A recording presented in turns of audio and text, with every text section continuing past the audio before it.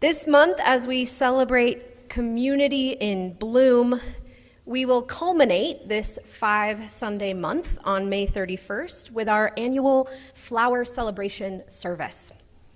For those of you that are newer, flower celebration is the most widely celebrated tradition among Unitarian Universalists. The ritual involves everyone bringing a flower with them to service. We put them all together in a big bouquet right here at the front of the sanctuary, and that bouquet symbolizes our congregation, made up of so many kinds of people, beautiful in our diversity. Then, at the end of the service, we invite everyone to come up and receive a different flower to go home with them, which symbolizes the ways that we share, learn from one another, and transform by being together in community. The Unitarian Universalist theologian and writer David Weiss says this about the flower celebration.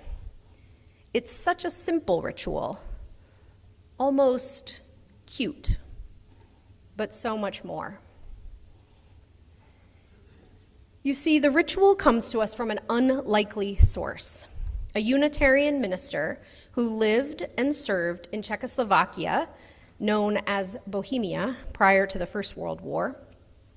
This minister, whose name was Norbert Čapek, was born in 1870. He grew up Catholic, which was the state-sanctioned religion of Bohemia, but by the age of 20, he had become a Baptist minister. He was a prolific writer, hymnist, preacher, and visionary. In 1914, as World War I broke out, he accepted a call to serve in New York and then in New Jersey, but eventually left the Baptists as his own theology became more liberal and free-thinking. In 1920, he and his wife encouraged their 3 children to visit various churches in their area and select the Sunday school that they liked best. And that is how he became a Unitarian. Never underestimate the power of good religious education. Norbert was 51 at the time. By 1921, with the end of World War I, the Čapek family returned to a now independent Czechoslovakia, where they founded a Unitarian church there in Prague.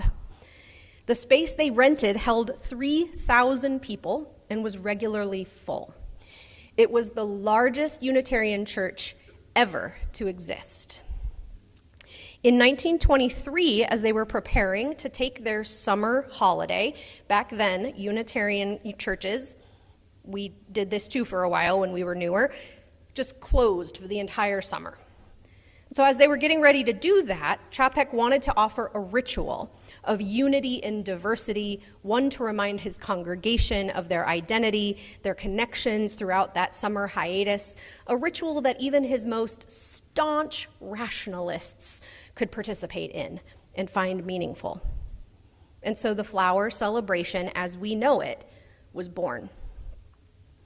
Now, given Čapek's history and the rise of a free faith in a post-World War country, World War I country that was recreating itself as a free nation, exploring what it meant to be a church, a religion not bound by the state's sanctions, the flower celebration's depth becomes apparent. But it gets deeper. A decade and a half later, the Nazis had full control of Czechoslovakia. In 1941, Čapek was arrested for listening to foreign radio broadcasts. He was given a sentence of 12 months, which was to be reduced to 1 month, given his time served, but the Gestapo ignored that sentence, likely because of their opposition to his preaching, and they sent him to Dachau, where he died in 1942. And so when we participate in the flower celebration, which has been happening now for a century, we are remembering and participating in the truth of our faith as lived and taught by Norbert Čapek, a faith of diversity, pluralism, love, community, freedom, and change. even and especially in the face of fascism. Now, on that note, it's Mother's Day.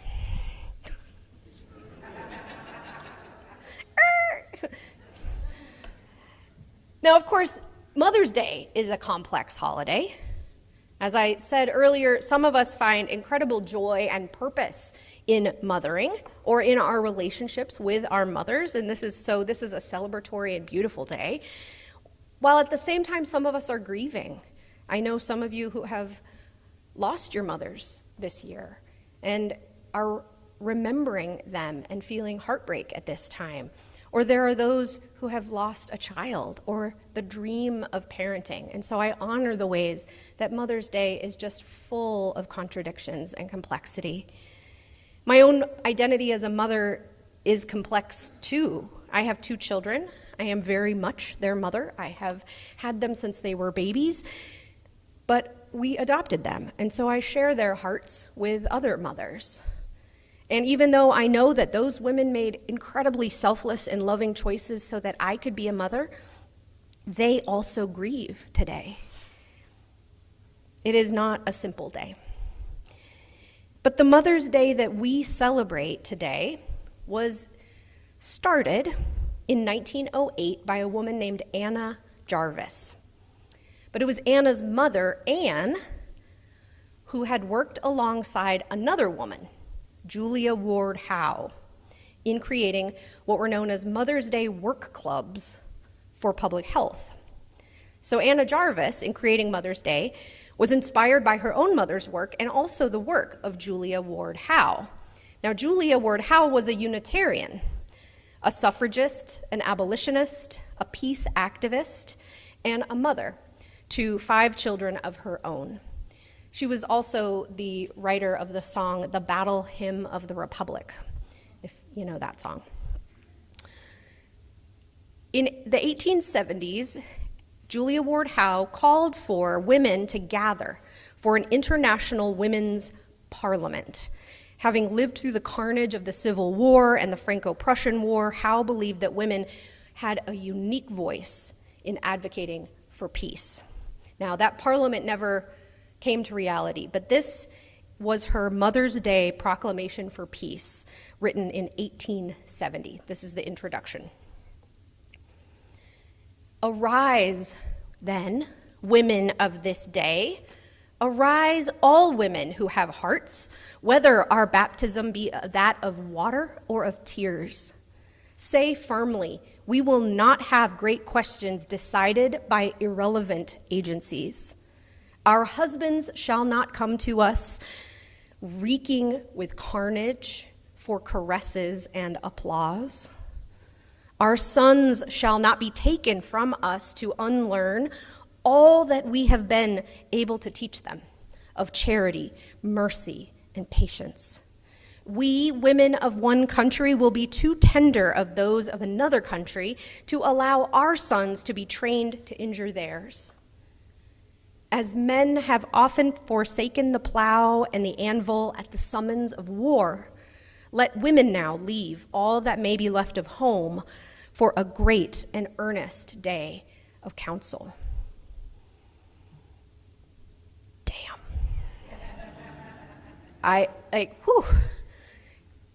Gives me the chills. What Howe was calling for, this women's UN, before the UN was even invented, was never realized. But the Mother's Day that we celebrate today has echoes of her hopes.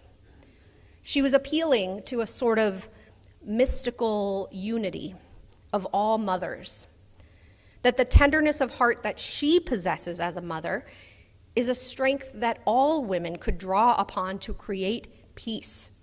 Quote, we women of one country will be too tender of those of another country to allow our sons to be trained to injure theirs.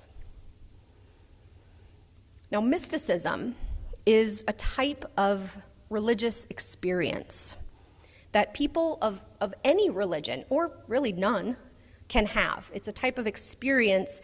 There are Christian mystics, Jewish mystics, Sufi mystics, humanist mystics, indigenous mystics.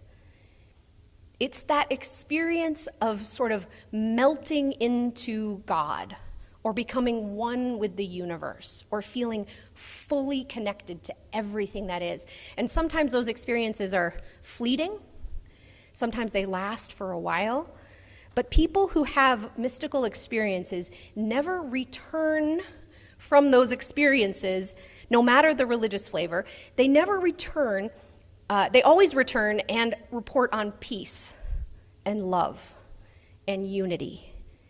No matter what religion they claim, they say, wow, now I know.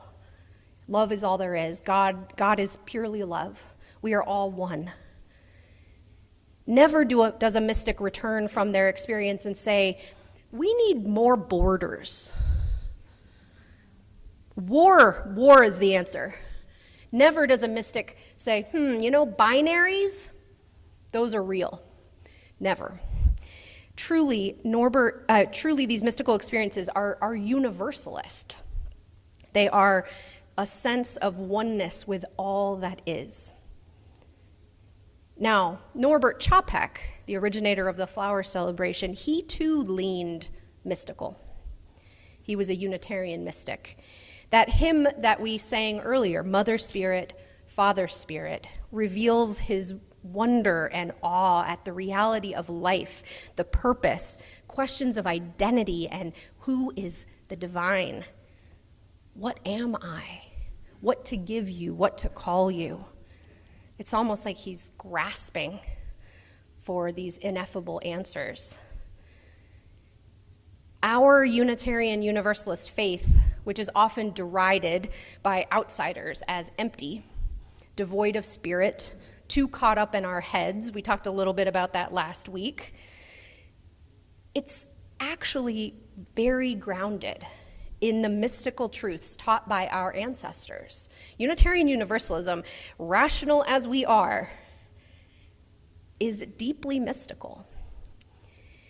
The oneness of God, that was taught by our Unitarian ancestors. The universal love, taught by our Universalist ancestors, the deep interconnection of all beings, a call toward a world without boundaries, without borders, a world of justice and peace so that everyone could flourish.